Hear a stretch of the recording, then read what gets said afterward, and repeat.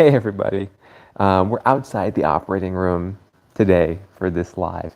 Um, on TikTok, people kept asking about phobias and what are cures for phobias, whether it be a phobia of doctors, phobias of spiders, phobias of whatever. And I wanted to just let you know that there's a lot of phobias that come up in surgery in the operating room. A lot of patients have things like white coat syndrome. People have intense fear and anxiety around surgery, whether if it's from things like the breathing tubes that we have, or things like IV needles or nerve blocks. I have a couple here I just wanted to show you because there's many strategies to addressing phobias, but one of them is, of course, exposure therapy to an extent in some patients. Hey, Heidi, good to see you. And you're right, I have the doggy here. That's right.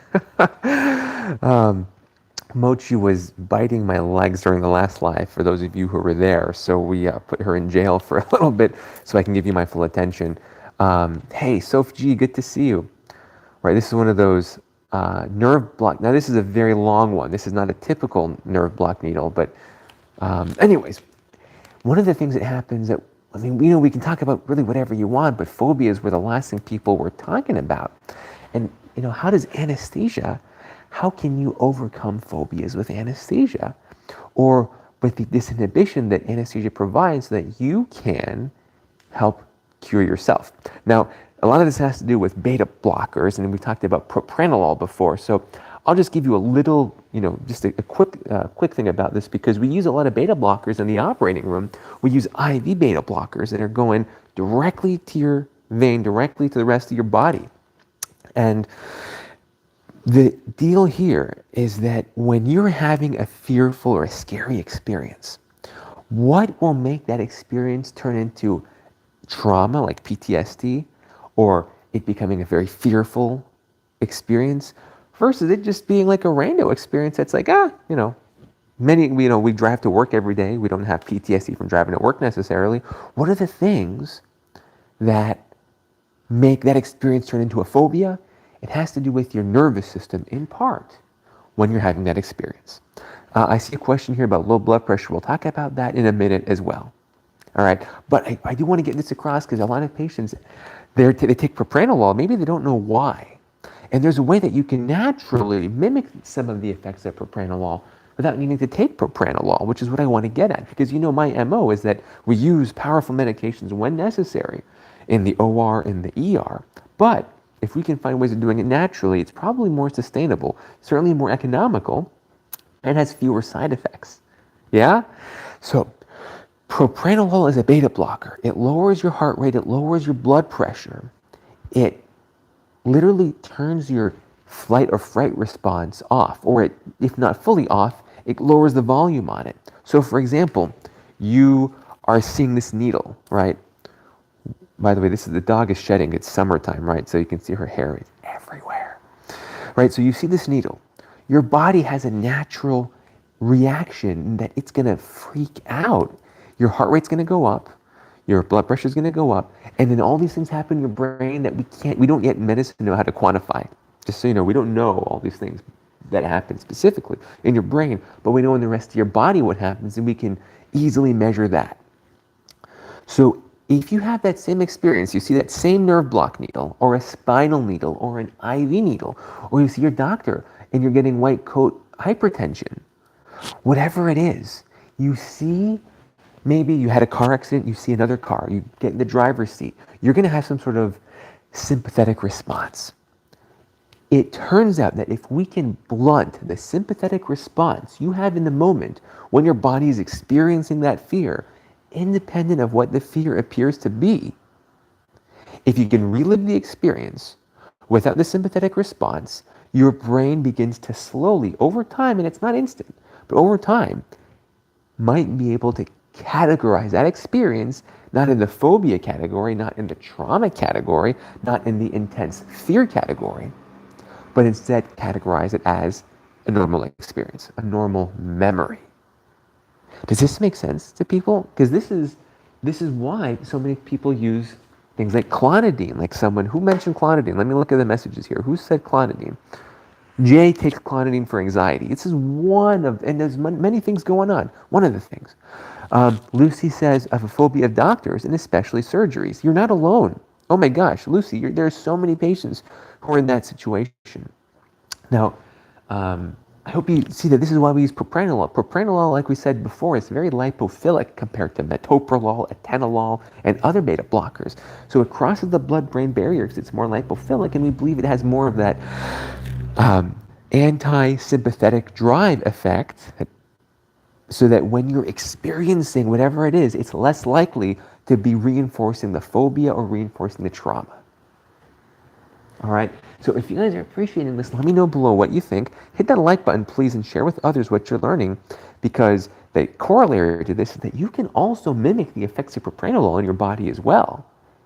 And you guys have all seen me when I connect myself to the monitors in the operating room, and I show you in real time how I lower my blood pressure, lower my heart rate, increase my heart rate variability, change my end-tidal carbon dioxide, all with my breathing, my intention, my mindfulness in the moment, right? It's like a natural propranolol that you can take with you anywhere without side effects, and one that we believe can probably have some of the same effects as what we talked about with extragenous or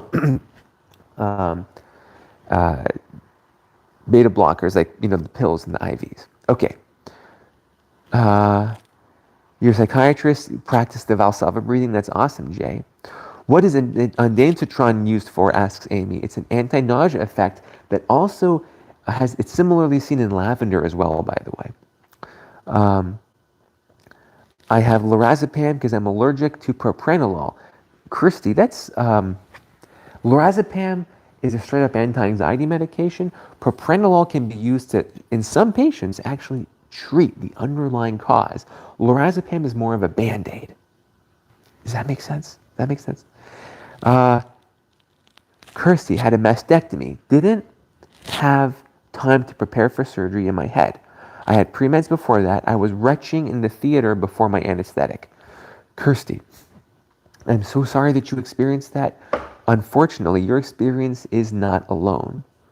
Many patients have anxiety, which can increase nausea, can lead to you getting more medications, which might make you vomit. And that's why I'm so sorry you experienced that the first time. I hope that if you ever need surgery again, you feel more empowered to get in control of your anxiety before it spirals like that.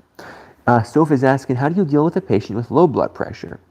And Amy already answered it for me. Ephedrine. There's many medications we use because anesthesia lowers your blood pressure. It makes your blood vessels dilate. You see all that hair, by the way? Nuts, huh? We're shedding like a madhouse in here. By the way, I'm here with, we're dog sitting another doggy. So they're snoozing. And we're on live together because dogs have incredible health benefits as well that we can talk about if you'd like.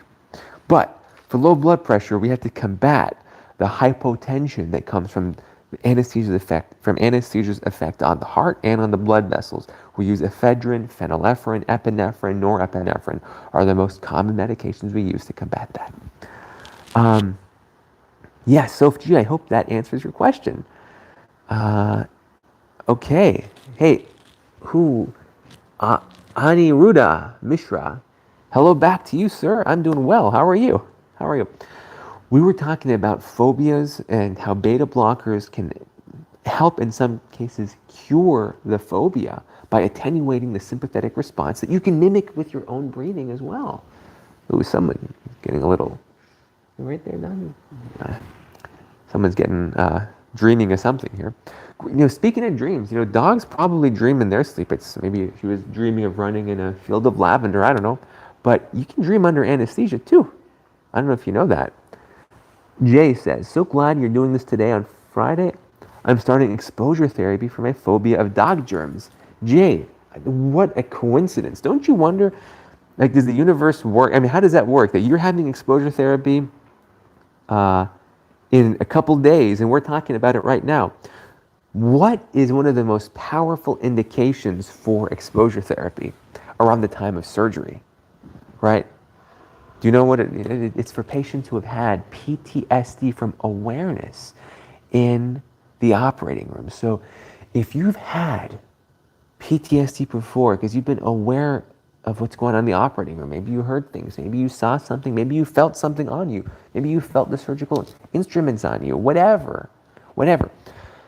If you can go back into the operating room with the doctor in a non-threatening environment, in a non-confrontational setting with, your anesthesiologist, and just just expose yourself to the environment again, that is one of our number one ways of helping to reduce PTSD from anesthesia awareness.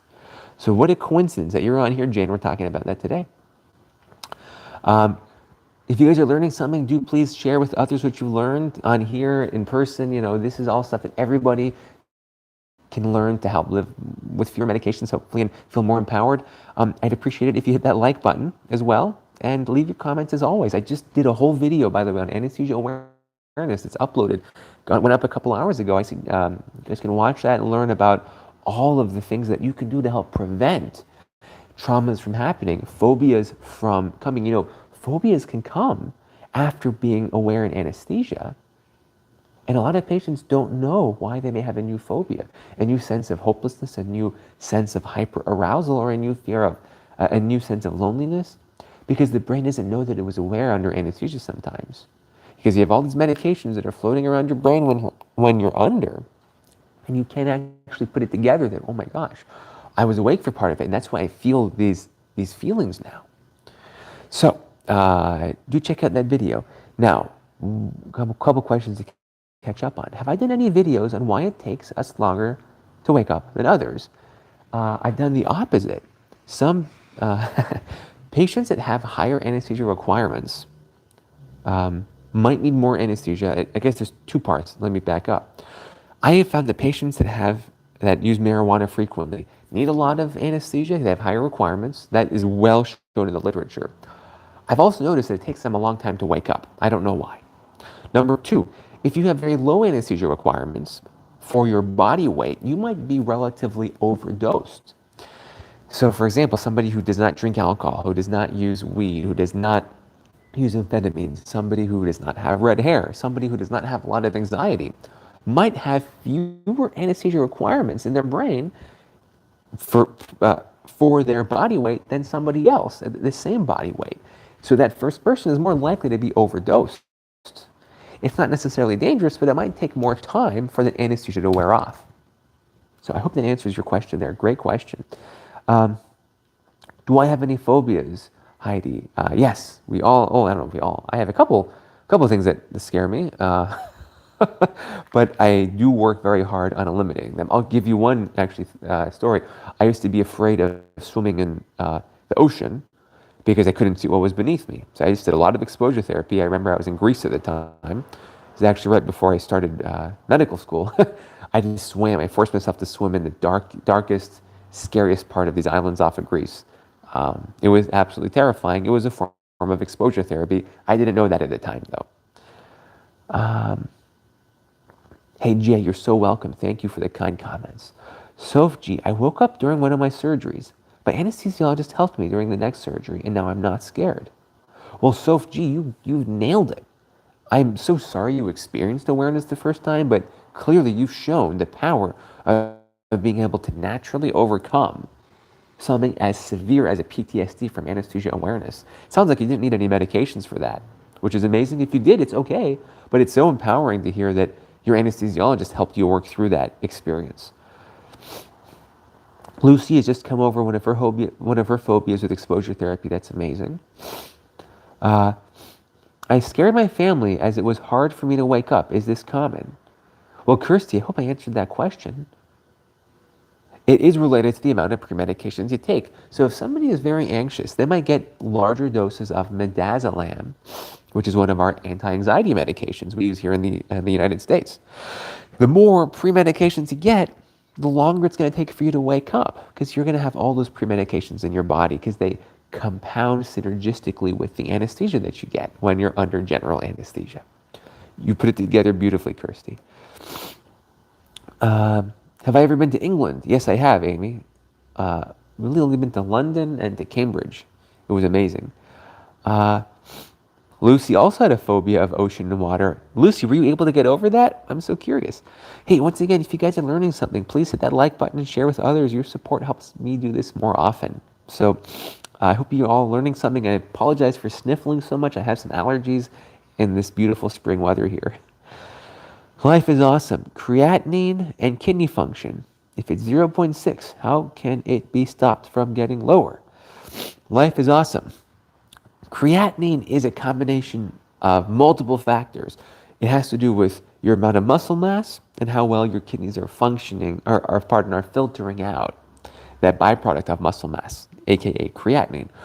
If it's getting lower, one wonders if you're not losing muscle mass, if you're cachectic. Typically, elderly people will have very low creatinine levels, not because of their kidney function being abnormal, but because of their muscle mass being low. Therefore, they're producing less creatinine, so therefore they're filtering out less creatinine in their urine because they're just not making as much of it. It can actually completely scramble our interpretation of blood tests. So, I guess you won't be doing any nighttime surf sessions with me, says Ryan. Why not?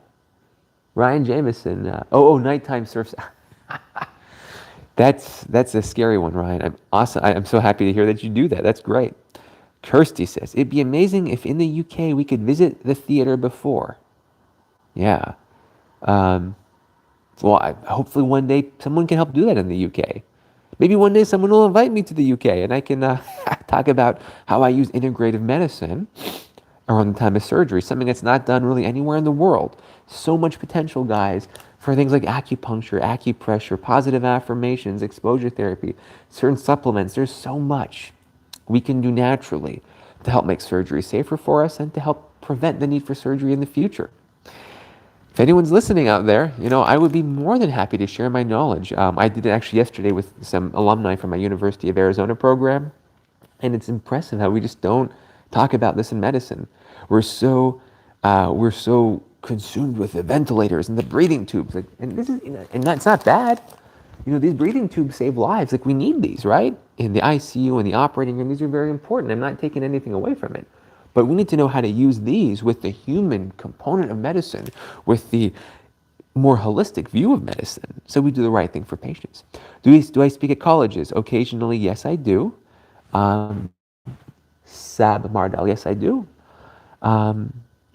Lucy, I'm still working on it. I'm scared of that, not as terrified. I'm so happy that you've made progress on that, Lucy. That's amazing. Amy says, I'm currently learning my anatomy and physiology. There's so much, and it's so interesting. Amy, it is so interesting, and it's even more fascinating how much power you can have over your physiology. That's what never ceases to amaze me. Amy, want me to come to the UK? I'd be happy to. You just ping me.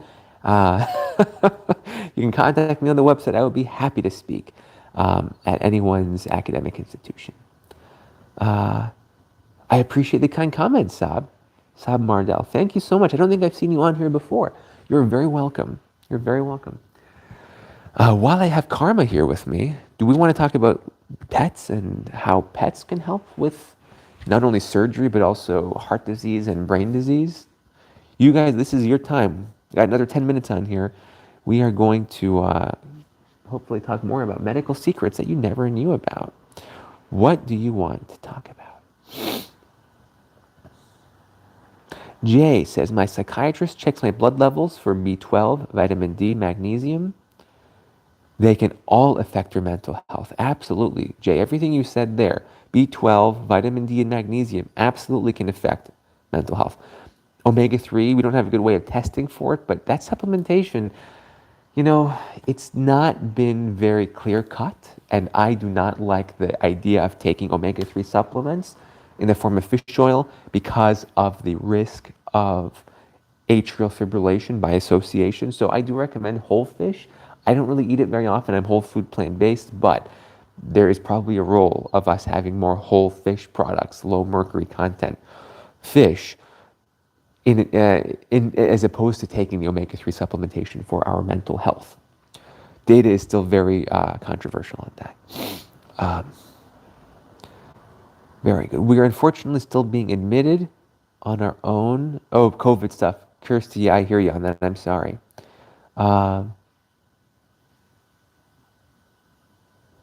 Great. Hey, Saab, you came from TikTok. That's awesome to hear. And Heidi, thank you so much for the kind comments.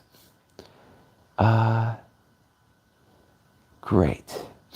So we can talk about, guys, we have 10 more minutes here before I'm going to peace out. How do we want to use our 10 minutes? What secret of medicine do we want to talk about? There's so many out there. I'm a little bit preferential here, a little bit biased because I got two dogs next to me here. And I think that the power of animals to help improve our mental health is pretty incredible. Also, our cardiovascular health. But you guys tell me what you want to talk about. Otherwise, I will share a story I had about cognitive rigidity in a patient and how it was one of the most complicated anesthetics I did for a relatively routine surgery because of incredible cognitive rigidity in a patient. So I'm happy to share those stories as well. Miss Kirk from TikTok. Oh, Miss Kirk, I had no idea that it was you, Kirsty. Thank you for connecting the dots for us here. Essential oils can be powerful as well for certain side effects of chemo. They can also be powerful before surgery because they don't appear to interact with bleeding risks for surgery or with anesthesia. Lavender, ginger, cardamom, or sweet marjoram, not cardamom, marjoram. These are all some evidence-based anti-anxiety essential oils. They can also reduce nausea as well. So I'm going to talk about cognitive rigidity, and you guys let me know what you think about this story. This kind of blew my mind. I had a patient who was incredibly anxious about the risk of nausea. They had been nauseous after all their surgeries before, and they even had to be admitted to hospitals because their nausea was so bad after surgery. So I said, great, we'll do a nerve block for your surgery. That way you don't need to get any opioids. So as you remember, I'm sure I've showed you guys before here, the nerve block needle kind of looks like this. This is a longer one. Notice how it's kind of got a blunt tip at the end there? It's not very sharp. It's thick but not sharp. Can you see that there? That needle tip. It actually has two, there's a wire and a tube coming out of it. We can talk about that if you want. So I said, great, we'll do a nerve block so that you won't get opioids, so that you won't be as nauseous. Well, here's the problem. They didn't want a nerve block either. So I'm sitting here thinking, well, you don't want a nerve block. And, I'm not going to push someone to get a nerve block, but it's a little bit unusual to be so adamant against such an anti-nauseating anesthetic method. And you have terrible nausea to the point where you've had to be admitted for overnight IV medications to treat your nausea. So we ended up doing a completely opioid-free surgery, right? Completely opioid-free surgery. And the patient woke up and they were fine. They didn't need any opioids. How did I do this? This was, I'm not saying this to be like boastful, like absolutely not. I just spoke with the patient for about 30 minutes the night before surgery. It was a very long phone call. We talked about all the different non-pharmaceutical, non-pharmacological ways of controlling nausea. We already talked about essential oils and acupuncture. Breathing is a very powerful one. I don't know if you guys know this, but in studies when they've compared placebo things like this breathing in normal saline to essential oils, breathing normal saline can have the same effect as breathing in essential oils for nausea relief. So it's like, you think about people who are like rolling up joints and what are they doing? They're taking big, deep, mindful breaths. Is it the weed that's chilling them out? That's maybe helping their nausea? Or is it the mindful breathing? Right? Well, you got to wonder, since these studies show that independent of what you're inhaling for the essential oils, you get the same benefits for the nausea, probably has, at least in part, to do with the mind-body connection and how you're breathing in, mindful breathing, conscientious breathing. So with this patient, I did everything in the book, positive affirmations during surgery, you name it. This patient fell asleep hyper anxious, woke up such a different person. The nurses in the recovery room were like, is this the same patient? I got to say, This was definitely more of an extreme example. It's not always such a story of like immense success, but it blew my mind that the staff were like, this is a different person. So not only with zero nausea, but just so much more relaxed, less cognitively rigid. And this is the point of what I wanted to share with you all. Our cognitive rigidities are the barriers to us learning about ourselves and healing ourselves. Cognitive rigidity in this case was, I'm always nauseous. I always wake up nauseous. I always get nauseous from surgery. I'm prone to nausea. This is reflexive thinking. This is you not thinking for yourself. It's you following a loop of how you've been conditioned from past experiences. This is cognitive rigidity. This is why, at least in part, we believe that at least some psychedelics appear to help break the cycle of cognitive rigidity. I'm not promoting psychedelics. I personally do not use anything. I don't drink. I don't do anything. But I meditate. But the point is that all of these different modalities that for thousands of years human beings have found to be helpful, meditation, maybe some psychedelics, blah, blah, blah, break the cycle of cognitive rigidity. And this is how we can tap into our inner healing potential. In many, not all, but in many cases. That is the message. That's what this patient experienced with me last week. Woke up a different person. Kirsty is talking about ginger and inhaled lavender. Kirsty is on it. Those are two evidence-based methods for reducing not only post-operative nausea, but also chemo-related nausea. So that's awesome, Kirsty, that you figured that out on your own, or maybe you heard from others. Yeah, and hey, Sab, I totally agree with you. The human body is just filled with so many secrets that we don't learn about in physiology class or anatomy class or even in medical school or in residency. There's just so much that, it's never ending here, never ending. So I don't know if you guys know, I read articles every day before I come on live to share with you the latest stuff that I've read. And I hope that you guys are learning from that as well. In the meantime, while I've been playing with the doggy here, I don't know if you've appreciated how much hair has just come off of her, but it's like, maybe I should make a sweater out of it. So wristbands, Kirsty, I gave her my wristbands as well, by the way. The P9 acupressure point as well. I gave her that. It's hard to do in surgery. This was an upper extremity surgery, so we could only put one on because the other arm was being operated on. So anyways, yeah, that is also another one over the P6 point. All right, Amy's got to go. I'm going to get ready to go as well here. The acupressure points, yes. Cam 7, you just came on. We're just about to take off. Oh, you missed a great story. We'll talk about it again later on. All right, I'm going to take off as well here because there's just a total mess with the dogs. Remember that you all have more power over your health than you've probably ever been told.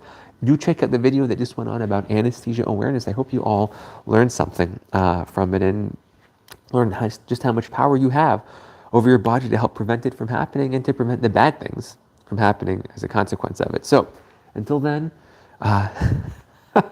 Cam 7, I wish you came on earlier, but we'll do this again soon. Kirsty, thank you so much for the kind comments. I will see you guys soon. Have a good rest of the weekend. Take care.